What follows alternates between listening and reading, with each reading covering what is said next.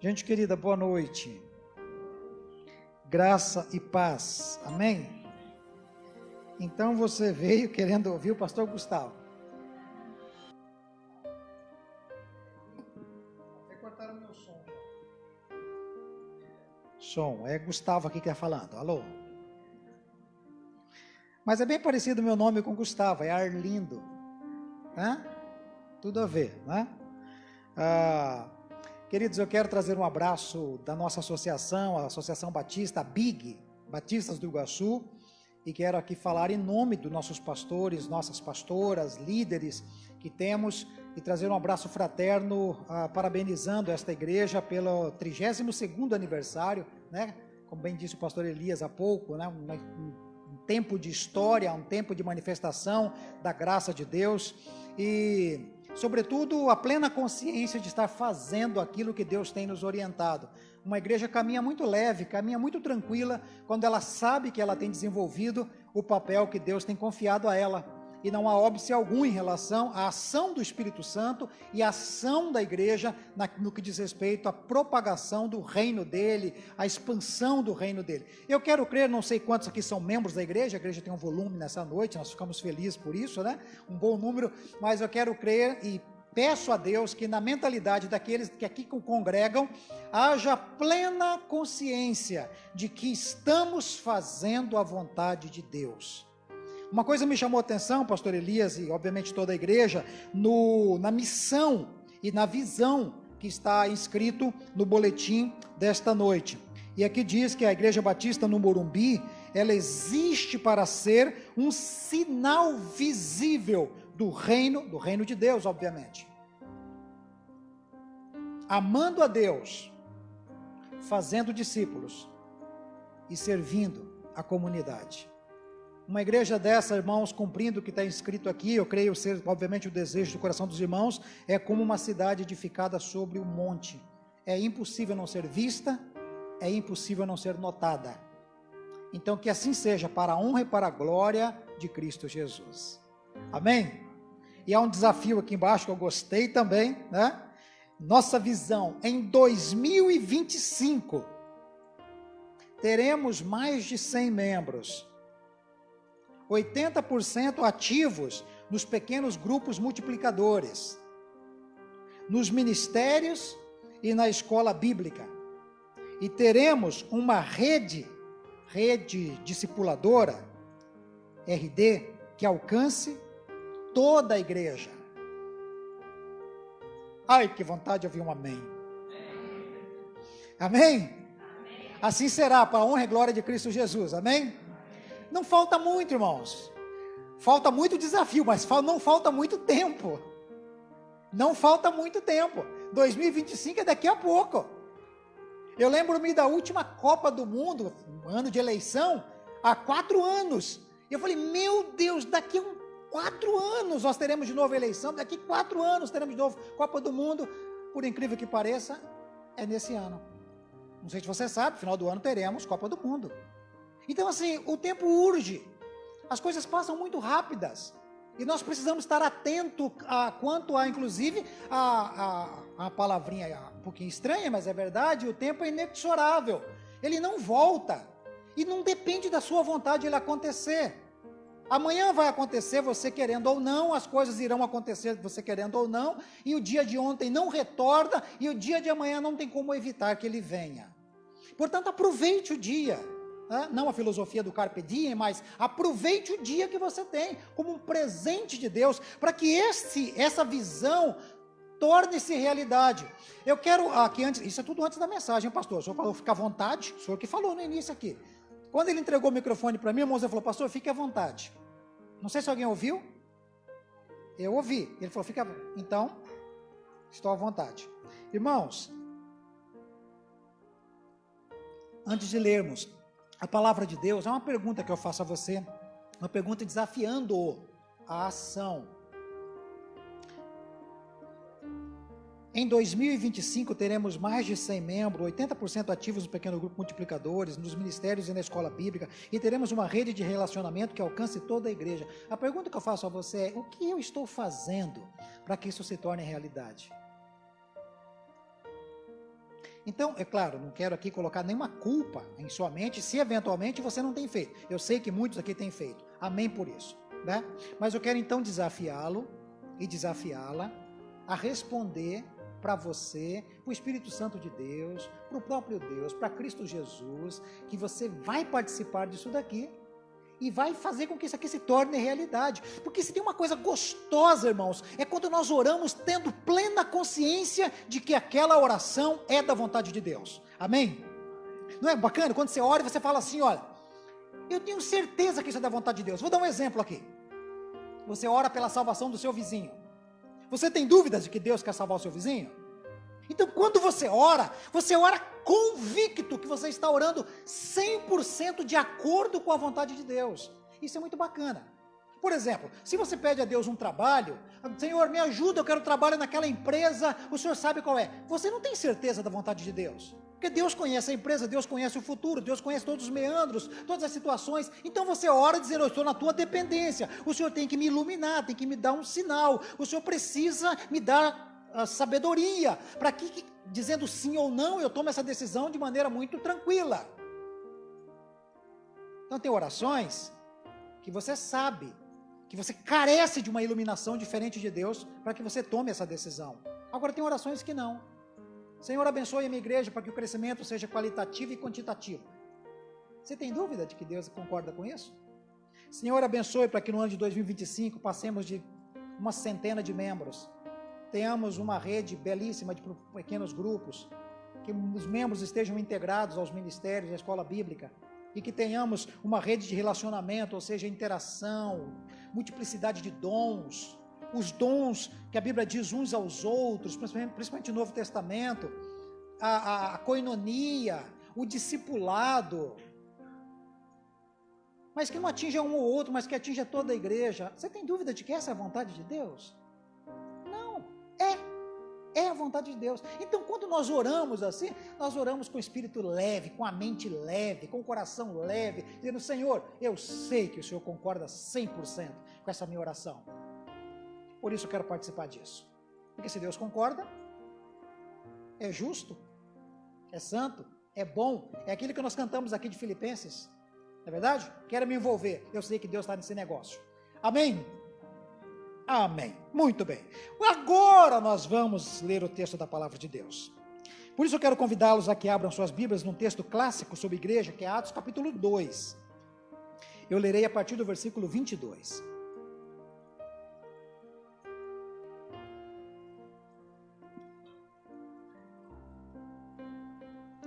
Atos capítulo 2. A partir do verso 42, lerei até 47.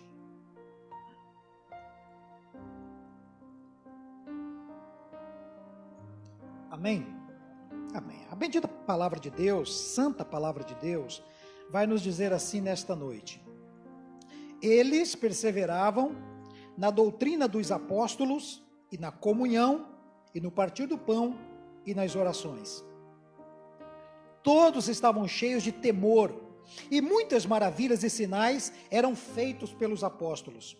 Todos os que criam mantinham-se unidos e tinham tudo em comum. Vendendo as suas propriedades e bens, distribuíam a cada um conforme a sua necessidade. Todos os dias continuavam a reunir-se no pátio do templo, partiam o pão em suas casas e juntos participavam das refeições com alegria e singeleza ou sinceridade de coração, louvando a Deus e tendo a simpatia de todo o povo. E o Senhor lhes acrescentava todo dia aqueles que iam sendo salvos. Amém? Amém. Essa é a igreja que nós queremos, não é verdade? Essa é a igreja que nós almejamos. Essa é a igreja de unanimidade. Vamos falar um pouquinho sobre isso. Antes, porém, vamos orar, pedir que Deus fale ao nosso coração. A oração no início da mensagem, ela é tradicional, mas ela tem um significado muito importante. Nós acabamos de ler a palavra de Deus e queremos ouvir, não somente o pregador, mas muito mais do que o pregador, nós queremos ouvir o Espírito Santo de Deus tratando os nossos corações e as nossas mentes. Por isso que eu, principalmente, ou melhor, eu gosto de orar antes da meditação, pedindo que o Espírito Santo fale a minha vida. E eu os convido também a isso, a pedir que o Espírito Santo fale a você, de maneira que haja crescimento espiritual nessa noite, né? E que ao sairmos deste ambiente, tenhamos plena consciência de que Deus falou com cada um de nós. Você concorda com isso? Amém? Eu quero pedir a um colega muito querido, pastor Calixto, que nos eleve a Deus em oração, suplicando ao Senhor que fale conosco nessa oportunidade.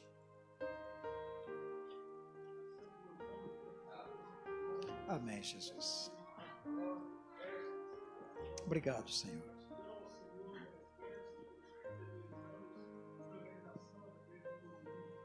Amém, Jesus. Amém, Jesus.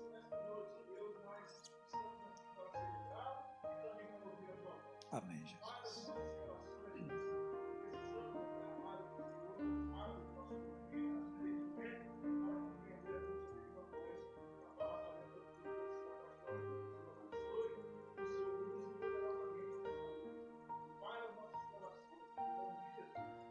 Amém, amém, amém.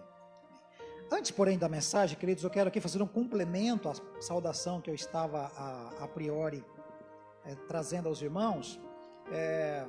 Eu estava falando em nome da associação, nós somos 28 igrejas e 18 congregações na BIG, Batista do Iguaçu, a qual, obviamente, esta igreja aqui, Igreja Batista do Morumbi, faz parte. Então, eu quero trazer uma saudação em nome da nossa associação e deste número de igrejas e congregações. Estão presentes aqui, inclusive, que eu posso, pelo menos, ver, pastor Eduardo Bebiano, Igreja Batista Esperança, de Santa Terezinha de Itaipu, pastor Cláudio Calixto, né?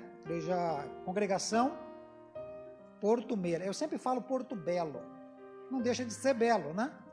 Lá no Porto Meira, né? Pastor Vandeli Kiel, ali da Igreja Batista da Vila C, com as esposas, né? Muito bem. Não sei se tem mais algum pastor da nossa associação, além do pastor Elias, obviamente, conosco. Muito bem, mas eu digo destaco porque são pastores da nossa associação e eu falo em nome da associação com muita alegria nessa oportunidade. Que Deus a todos abençoe. Muito bem. E queridos, nós lemos Atos capítulo 2, é o texto mais popular, mais trivial, quando queremos falar a respeito da igreja. Porque aqui começa a mostrar para nós cristãos, de maneira muito embrionária, como houve desenvolvimento da igreja. Você sabe, eu sei. Então sabemos que Cristo, quando foi assunto aos céus, ele não deixou, por exemplo, um regimento interno. Ele não deixou um estatuto. Ele não deixou uma denominação. Ele não deixou sequer um local específico para que o povo se reunisse. Então, nós podemos afirmar que igreja, ele não deixou. O que é que ele deixa? Ele deixa na mente e no coração dos discípulos e também de uma centena de outros, os princípios do reino de Deus, o reino que ele havia implantado, o reino que tem raízes, ou seja, que tem galhos neste mundo, mas as raízes são eternas.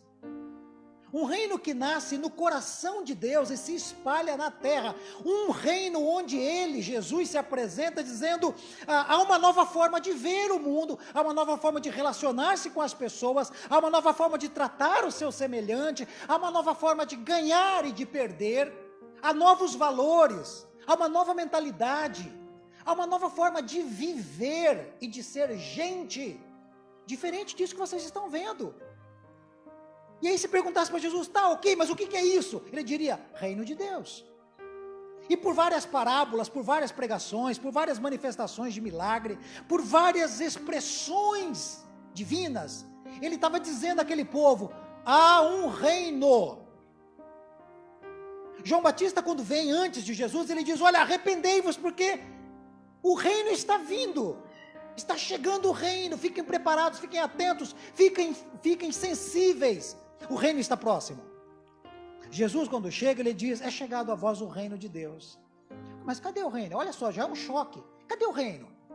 Porque quando um reino era estabelecido, se fosse estabelecido à força, era uma guerra, como o pastor citou aqui há pouco, né? A Ucrânia. Então, se o Vladimir Putin quer implantar o reino russo lá na Ucrânia, o que foi outrora pela União Soviética, já não é mais, obviamente, ele vem pela força.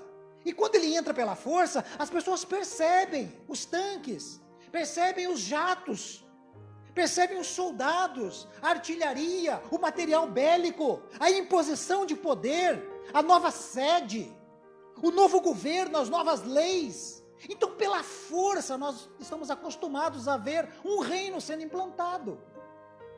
Mas Jesus chega e diz, está chegando para vocês o reino chegou. E as pessoas perguntam, cadê? Onde? De que jeito? De que forma? Que reino é este? E aí ele choca de novo as pessoas dizendo, este reino ele não é visível assim, ele não é uma coisa tactível, palpável, não tem um documento, ele não é uma junção de vontades, de leis, ele não é uma organização. Tá, mas onde está esse reino? Jesus vai dizer, este reino está dentro de vocês. Está dentro de vocês esse reino. É uma mudança interna, começa pela metanoia, uma mudança de mente, um conhecimento que o homem natural jamais poderia alcançar. Jamais poderia. O homem natural não consegue vislumbrar o reino de Deus. E quando ele ouve a respeito do reino de Deus, e quando ele tem nuances do reino de Deus, ele diz, não, pode parar, isso é loucura. De fato, o evangelho é loucura. E Jesus fala, mas o reino está aí. O reino está aí. Então, como é que começa a igreja? Começa dentro do coração de pessoas que têm o desejo, a vontade profunda de manifestar o reino de Deus. Preste muita atenção nisso. Está aqui, ó. Está aqui, ó. Nossa missão. A Igreja Batista no Morumbi existe para ser um sinal visível do reino. Ou seja, as pessoas verão esse reino que Jesus pregou nas suas palavras. Ouvirão, obviamente. Verão nas suas ações. Perceberão no trato com você. Perceberão na honestidade dos seus negócios. Perceberão na ternura das suas palavras. Perceberão na dignidade com que você age na sociedade. Perceberão na maneira harmônica que a sua família vive. Eles verão o reino de Deus.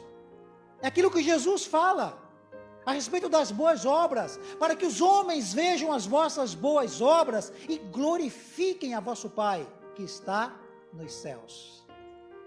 Esta é a igreja. O que é a igreja? Um sinal do reino, o reino que foi implantado em mentes e corações. E não há igreja padrão.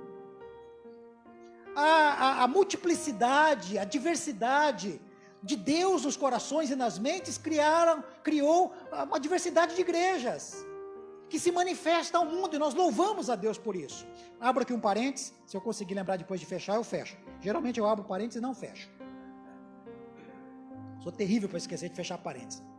Mas dias atrás, um camarada reclamando que as igrejas não estão crescendo, e reclamando. Eu não gosto de gente que reclama. E reclamando. Eu falei, mas de onde você tirou esse número que não está crescendo? Eu falei, nos últimos 20 anos, a Igreja Batista é a igreja histórica que mais cresceu no mundo. Você sabia disso? Se você é de outra denominação, louve a Deus por isso também, porque no céu não entra placa, não entra denominação. Significa que o povo de Deus cresceu. Ah, mas a situação está complicada, porque com pandemia, e o camarada que estava falando é líder de igreja, eu achei que a minha igreja iria crescer, e acabando, diminuiu com a pandemia. Eu falei, é verdade, mas isso acontece. Em compensação, tem muitas igrejas que estavam diminutas no início da pandemia e cresceram com a pandemia. Não é verdade, irmãos? Não é assim? Então, louve a Deus por aquelas que cresceram. Fecha o parênteses. A igreja é múltipla, irmãos. Não tem um padrão, mas ela glorifica a Deus. A igreja de Antioquia é uma igreja extremamente diversa e muito diferente da igreja de Jerusalém. E a igreja lá das cartas da Ásia, as 7 igrejas, são totalmente diferentes uma das outras. Numa igreja tem mulher líder, na outra igreja a mulher não pode sequer falar. Na outra igreja os líderes têm um nome, são bispos, são diáconos. No outro são mestres e são anciãos. Então assim, há uma diversidade. Numa tem uma liturgia estabelecida. Paulo frequentou a igreja que nem liturgia tinha. Porque havia uma transição do culto hebreu, do culto da sinagoga, para as casas e para os locais mais diversos. Numa igreja havia problemas de língua, ou falar em línguas, mas não se via esse problema em outras igrejas. Então há uma diversidade, mas tudo isso manifesta o reino de Deus. Irmãos, quando Paulo escreve aos Efésios no capítulo 3, salvo engano, versículo 10, ele fala que Deus, na sua sabedoria, ele quis manifestar os seus mistérios e a sua sabedoria ao mundo através da igreja. A igreja é maravilhosa, irmãos. Eu sei que você vai concordar comigo, mas eu lanço isso em forma de desafio. Eu quero desafiar você a amar a igreja, amar os irmãos, amar essa dinâmica da igreja, que muitas vezes você pode até não concordar, né? Mas é isso que Deus quer para o mundo. Porque irmão e irmã querida, quando Deus, no seu coração, desejou manifestar ao mundo a sua vontade, o seu reino, a sua glória, o seu poder, a sua misericórdia, a forma que Ele age para com as pessoas, isso Ele fez e fará através da igreja. A igreja é uma expressão do reino de Deus nesta terra. Ame a sua igreja. E no Atos capítulo 2, eu quero fazer aqui rapidamente alguns destaques. Como eu disse, não há uma igreja padrão, mas há princípios que nós podemos seguir para melhores sermos na dimensão e na expansão do reino de Deus. Versículo 42, Lucas vai dizer aqui que eles perseveravam na doutrina dos apóstolos, perseveravam na comunhão, perseveravam no partir do pão, perseveravam nas orações. A igreja que manifesta o reino de Deus é uma igreja insistente, perseverante. É uma igreja que pela perseverança define muito bem os seus alvos. Eu gostei demais, pastor Elias, eu quero declarar aqui em público e obviamente, quando puder no privado, mas gostei demais do irmão ter colocado aqui uma data e um número, inclusive como que a igreja será em 2025, daqui 3 anos. A minha palavra para os irmãos, em concordância com o que está escrito, é: perseverem nisso, irmãos. Perseverem para que esse número seja ultrapassado, amém? Perseverem para que tenha mais de 100. Perseverem para que a igreja chegue neste ponto com muita alegria, com muita felicidade, com muito ânimo, com muita garra, querendo fazer isso e muito mais. Para quem? Para que o nome da Igreja Batista no Morumbi seja exaltado, para que o ministério do pastor Elias seja destacado. Besteira.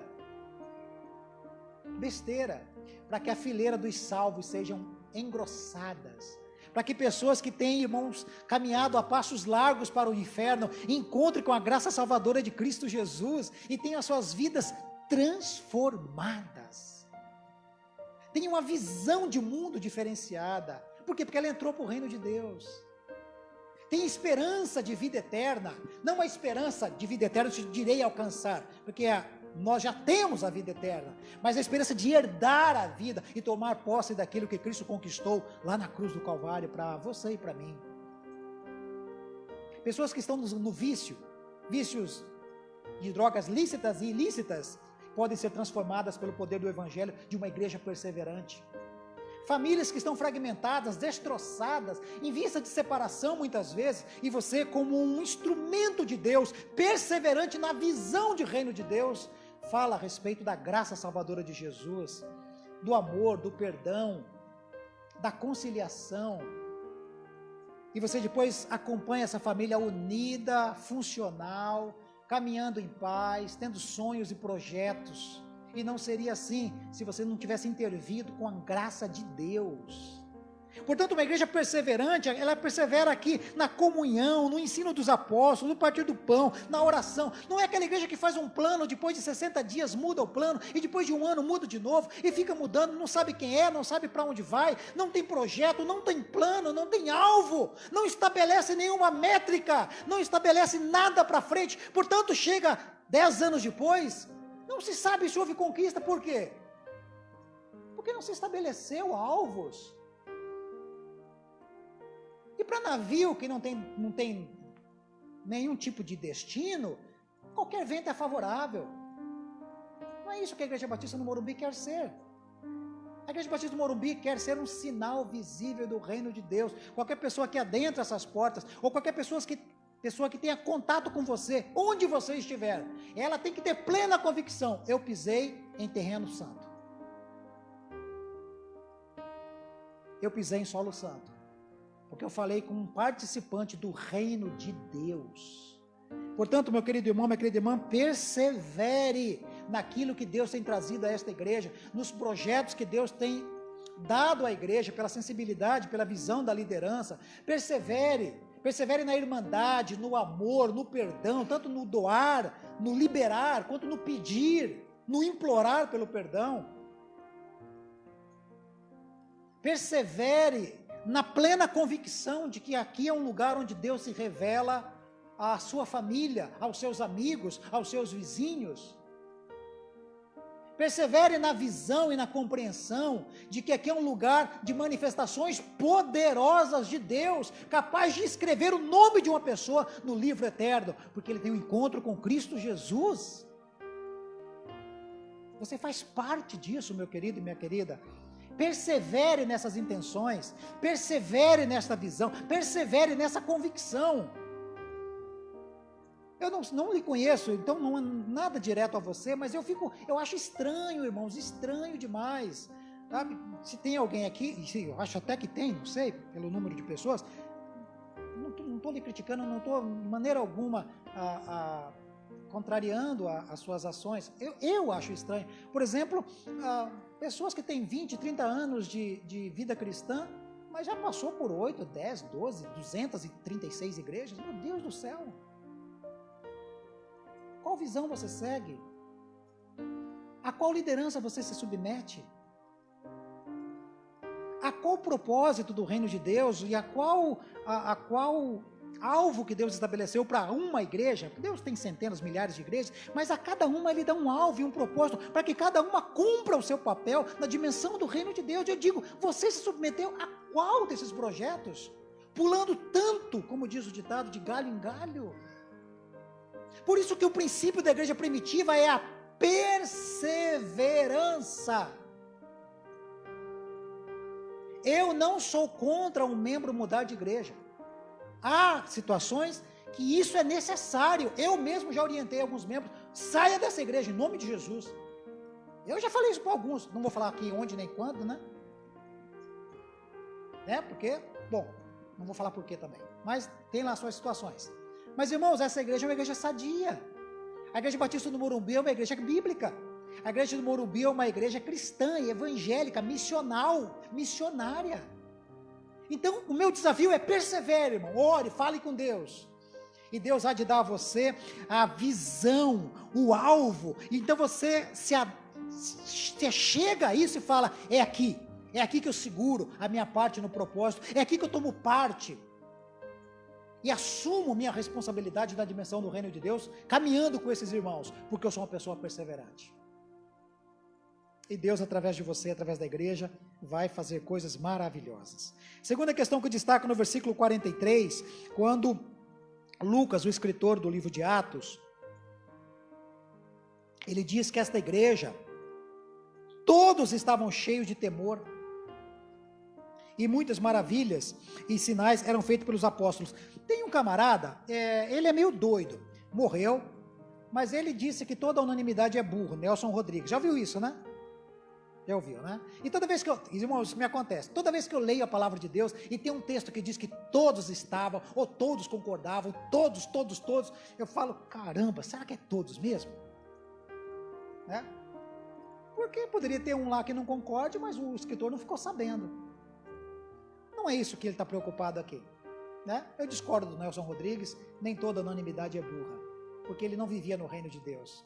Isso vale para outro reino. No reino de Deus é possível ter unanimidade, né? Aqui todos eles são unânimes. Unânimes no quê? No temor ao Senhor. É o versículo 43. Todos estavam cheios de temor. Todos estavam cheios de temor. Pode ser que havia, né, podemos fazer uma gradação aqui, né? Talvez um com 10% de temor, outro tinha 90% e tal, mas se você passasse uma régua assim, dá para dizer, não, tá bom, dá para dar cheio para todo mundo. É igual um bom aluno, né? Que tira lá acima de 90, 95, e tem aqueles mais ou menos que tira lá 60 e pouco. Se você passar uma régua assim na média da classe, você fala, a classe é boa, a classe é boa. Aqui essa igreja era boa, irmãos. E se você olhasse para todo mundo, você falava, opa, aqui tem gente cheia do temor de Deus. Cheia do temor de Deus, o temor de quem conhece a Deus. Não é temor de medo, irmãos. Cuidado para não confundir essa palavra aqui. Entendeu? Não precisamos ter medo de Deus. Não fique com medo de Deus.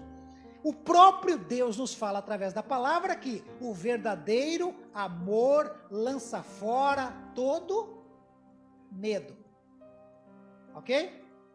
Então, se Deus verdadeiramente nos ama e nós verdadeiramente amamos a Deus, nessa relação não pode haver medo. Eu acharia muito estranho uma irmã dizer que tem medo do marido e ao mesmo tempo ama o marido.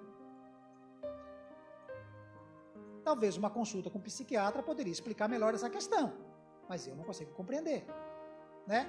Bom, já o contrário é verdadeiro, os homens têm que ter medo das mulheres mesmo, não é verdade? Nós não somos bobos, né? Temos medo, mas não vem ao caso, não é palestra para casal dessa vez, é pregação para a igreja, né? Então, queridos, não precisamos entrar numa relação de medo com Deus. Aqui a relação é o temor respeitoso, é aquela incompatibilidade do pecador, miserável, digno de morte, digno de inferno. Aquele camarada que não vale absolutamente nada, e não é que não vale, porque alguém disse que ele não vale, não, é porque não vale mesmo. É quando nós olhamos para dentro de nós e dizemos, qual é a justiça que tem dentro de mim? E a gente fica assustado com a nossa capacidade ou potencialidade para o pecado, para o engano, para a raiva, para o ódio. Então quando você olha para dentro de si e chega diante de Deus, da divindade, aquele que é 3 vezes santo, você no mínimo diz, como Isaías, ai de mim, eu vou morrer, porque os meus olhos viram o Senhor dos Exércitos. Agora, quer saber o que é pior ou melhor? Quer saber o que é melhor? É porque quando você espera o castigo, espera a morte, espera ser exterminado diante desse Deus que é santo e que não contempla o pecado, ele estende a mão para você e diz, fica tranquilo, eu te amo, eu decidi te amar, eu decidi deliberadamente te amar, você não vale nada, mas eu gosto de você. Não tem nada a ver com a música, isso aqui é bíblico. Decidiu espontaneamente nos amar, deliberadamente nos amar. Então essa distância, você fala, eu não mereço, e Deus fala, não merece mesmo, mas eu te amo. E essa relação, uma relação de temor, você fala, Senhor, muito obrigado, muito obrigado. É quando um filho pisa na bola com o pai, sabe que merece apanhar. Por quê? Porque não é a primeira vez, não é a segunda vez, também não é a terceira, e ele fala, dessa vez eu não passo, meu pai vai me pegar hoje e vai ser, vai sacudir. Aí o pai chama o filho e fala, vem cá filho, vamos sentar, eu te expliquei uma vez, e as perninhas já estão tremendo, eu te expliquei uma vez, eu te expliquei 2 vezes, eu te expliquei 3 vezes, e pedi para você não fazer isso, mas você fez, pai eu fiz, me perdoe. O pai abraça o filho, dá um beijo na cabeça e fala, tá bom, eu te perdoo. Eu te perdoo de novo. Eu espero profundamente no fundo do meu coração que você não faça isso de novo. Isso vai fazer mal para você. Quando eu digo não, é para o teu bem. Dói mais do que uma chinelada. Né? Se tivesse criança aqui, eles diriam amém agora, né? Mas foram para o cultinho, né? Porque essa é a hora das crianças falar amém, concordo plenamente, pastor. É verdade? Mas irmãos, é assim, sabe o que a Bíblia não dá? Legal. Eu vi ali um ok. Irmãos, a Bíblia diz, o amor de Cristo nos constrange. A gente espera castigo, a gente espera ser exterminado por Deus, e Ele estende a mão de graça, de misericórdia, nos recupera mais uma vez, nos perdoa de novo, nos convoca de novo para a missão, acerta conosco a aliança, refaz o pacto, nos chama para a fileira dos santos e diz: você é meu, eu te amei com amor infindável, infinito. E nada e nem ninguém pode nos separar do amor de Deus que está em Cristo Jesus. Essa relação nos causa temor, irmão, aquele temor de incompatibilidade, do profano que somos diante do santo que é Deus, do limitado que somos diante do eterno e soberano que é Deus. Nessa igreja havia essa compreensão. E eu espero então que essa igreja Batista do Morumbi caminhe nessa convicção. Terceiro ponto, irmãos, que eu quero destacar aqui, eu vou destacar bem brevemente o terceiro e quarto ponto para ir para o último ponto. O terceiro ponto é uma igreja desprendida. Versículo 44 e 45 fala que todos, de novo, todos, né? Todos que criam mantinham-se unidos e tinham tudo em comum. E vendiam suas propriedades e bens, distribuindo a cada um conforme a sua necessidade. Irmãos, uma das características da igreja de Cristo Jesus é a generosidade e o desprendimento. Aí, olha que interessante. Você vai ler aquele livro, por exemplo, aquele livro Pai Rico e Pai Pobre. Eu não sei quantos leram. É um livro muito rápido de ser lido, rapidinho mesmo. Bem interessante, porque é uma historinha.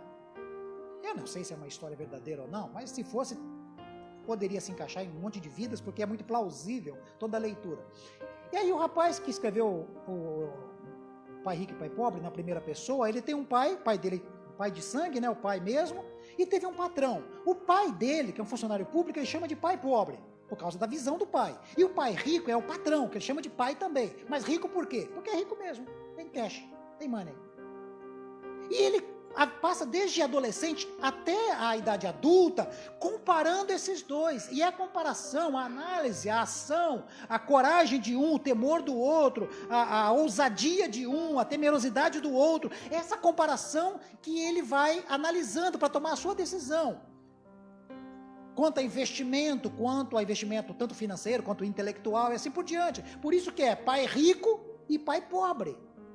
E quando o pai rico está falando com ele, está ensinando ele a respeito da vida, esse livro não é cristão, tá bom? Esse livro não é escrito por crente, não tem evangeliquez, não tem versículo bíblico e nem oração. Mas uma coisa que me chamou a atenção na leitura deste livro é que o pai rico, que quer ensinar esse menino a ser uma pessoa próspera, uma pessoa nobre e, sobretudo, uma pessoa bem financeiramente, ele diz: nunca se esqueça de ser generoso, porque a generosidade é uma característica dos ricos inteligentes. Quando eu li isso, pastor, eu falei: oxe, mas é um princípio bíblico? Oi?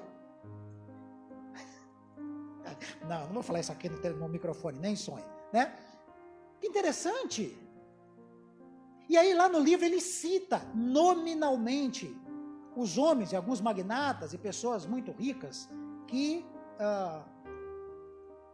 doaram ou doam grandes fortunas para algumas instituições, para institutos, e não vem ao caso aqui, né?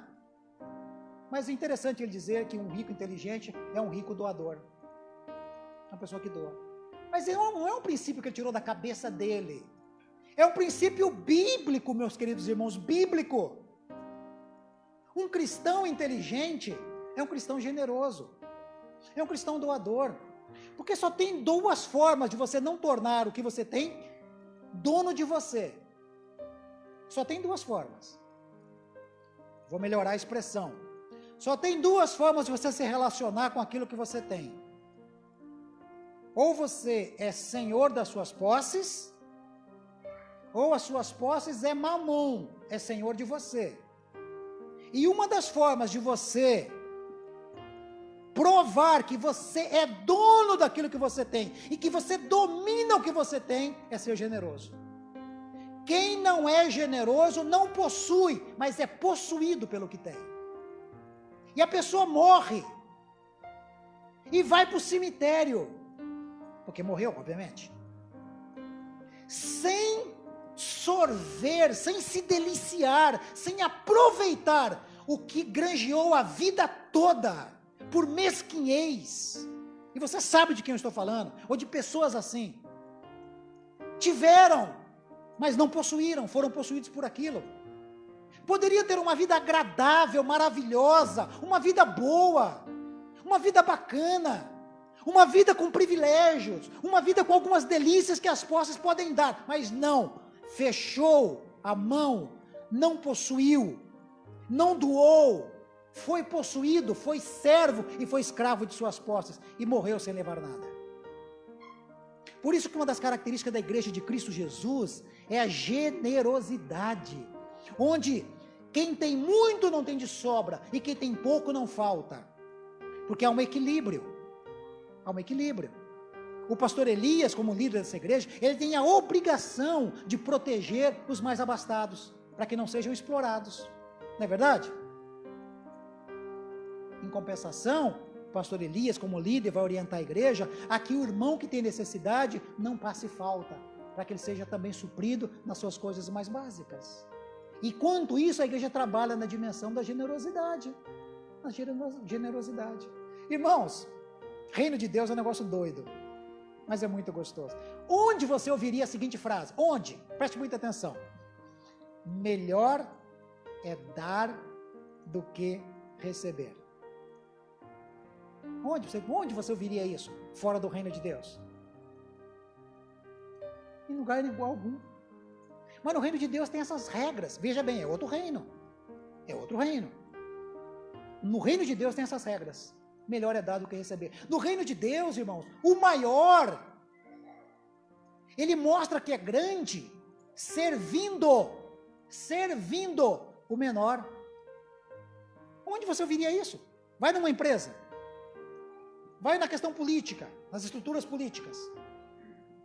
O maior é protegido, o maior é cuidado, o maior quer ser beneficiado, o maior quer ter influência, o maior dá carteirada, o maior tem rede para servi-lo. Se essa pessoa vier para o reino de Deus, vai ter que aprender a servir.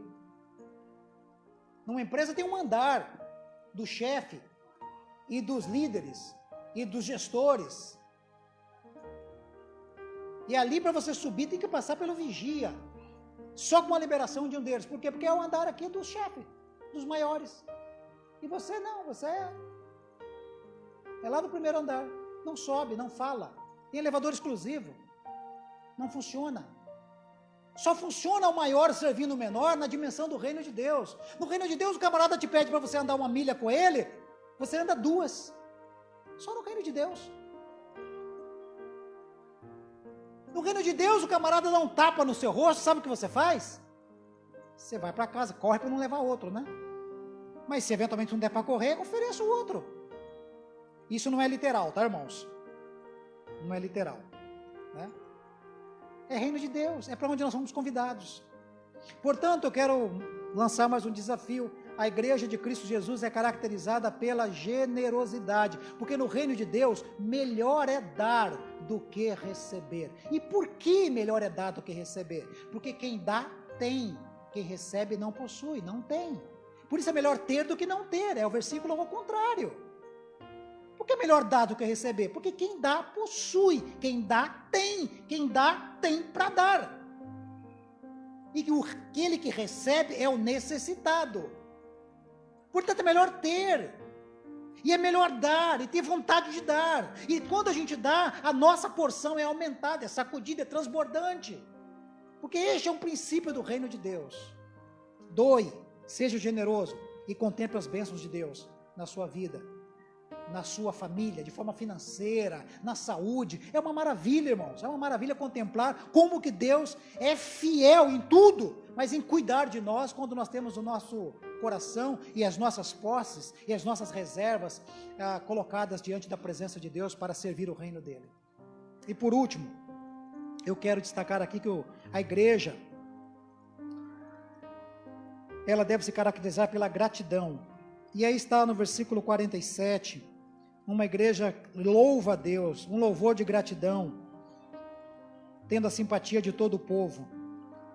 Uma igreja, irmãos, que louva a Deus, é o que diz o versículo literalmente, é uma igreja que tem gratidão no coração, ela louva a Deus, louvamos pelos seus atos, e os atos a nosso favor, uma igreja que entoa, uma igreja que louva, uma igreja que glorifica a Deus, uma igreja pujante, uma igreja alegre.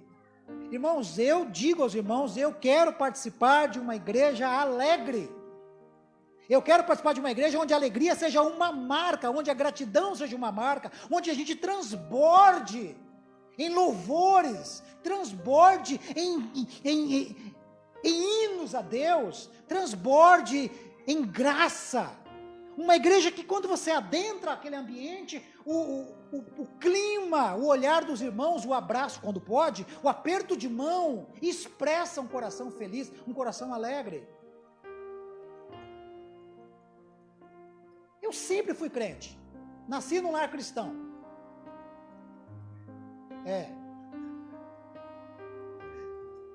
Eu falo do que é próprio. Tem crente que nunca ri. Ah, mas é meu jeito. Ah, então ri de outro jeito. Mas não expressa felicidade, não tem alegria, vive cabisbaixo, prostrado, com a cara fechada, não sei se é fome, não sei se é raiva, eu não sei. Mas dá medo de saudar alguns cristãos. Dá medo. Eu estava lendo uma vez sobre uma leitura psicológica de Cristo Jesus. Uma leitura, me fugiu o termo aqui exato. O escritor disse que as crianças gostavam de Jesus, sabe por quê? Porque a aparência dele era uma aparência leve e feliz. E a Bíblia diz que Jesus andava rodeado de crianças. Sempre que tinha uma aglomeração, lá não tinha pandemia, podia aglomerar. Então, eu quero participar de uma igreja assim, onde as pessoas sorriem pelos olhos, que é a janela da alma. E essa igreja aqui se caracterizava por isso, irmãos. E o mundo está tão pesado, o mundo está tão ruim, o mundo está tão difícil, há tantas lutas, tantas dificuldades, e nós sabemos que é assim, porque no mundo tereis aflições. E quando a pessoa adentra a igreja, adentra a comunhão, adentra o reino de Deus, ela espera algo diferente. E se eu contar para você que tem pessoa que vai na igreja, entra e sai sem receber uma boa noite? Não pode ser Igreja Batista no Morumbi. Não pode. Porque aqui é o reino de Deus. Então a igreja se expressa por alegria. Não é aquela alegria aloprada. Alegria aloprada é quando você é alegre por qualquer motivo. Até em velório fica rindo. Isso é alopração. Não. A alegria que eu digo é algo de inteligente diante das circunstâncias. É a alegria daquele irmão que está desempregado há 6 meses. Mas ele chega para você e fala, eu tenho certeza que Deus abrirá uma porta. Portanto, eu vou manter minha cabeça levantada, não vou me prostrar. Continuo orando, Deus é fiel, vai me atender. Amém? Tá ou não está alegre, desempregado com 6 meses? Tá. É a alegria daquele que recebeu um diagnóstico médico que é contrário à sua vontade. Mas ele diz, tudo bem, não é aqui exatamente aquilo que eu queria, mas Deus cuida de mim. Acima da medicação, acima dos médicos, acima dos equipamentos, acima dos diagnósticos, eu confio em Deus. Seja feita a vontade dele. Eu não vou me prostrar, vou levantar minha cabeça e vamos caminhando. Eu já visitei pessoas, irmãos, em estado avançado de câncer, por exemplo, e já me preparei em casa para ler um texto bíblico lá para aquela pessoa, e quando eu cheguei lá, eu fui abençoado por aquela irmã. Eu cheguei pronto para abençoá-la, saí de lá dando glória a Deus, falando, irmã, como é que pode? A irmã já com certa idade, com câncer, sabendo que os seus dias são limitados, dá uma palavra tão confortável ao meu coração. Por quê? Porque eu fui lá e ela disse, pastor, se Deus me levar, eu estou pronto, pastor, eu sou uma pessoa feliz, realizada, criei meus filhos, criei meus netos, tenho tudo o que eu quero, só o céu me espera agora, estou feliz. E eu achando que a irmã estava arrebentada. Isso é membro de igreja, irmão, é assim, é esse lugar assim, tem pessoas desse jeito. Vamos ficar em pé, vamos orar? Vamos encerrar por aqui.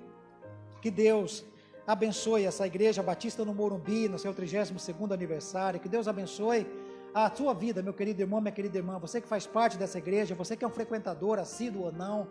Que Deus abençoe a sua vida. Olha, minha vontade, eu oro para isso, é que Deus toque poderosamente na sua mente e no seu coração. Para que você chegue no reino de Deus, mais do que tem chegado. Dizendo assim, Senhor, qual é a minha parte nesse negócio? Deixa eu participar daquilo que o Senhor está fazendo. Deixa eu não apenas sentir, mas eu ter a convicção de que o Senhor age em mim e através de mim.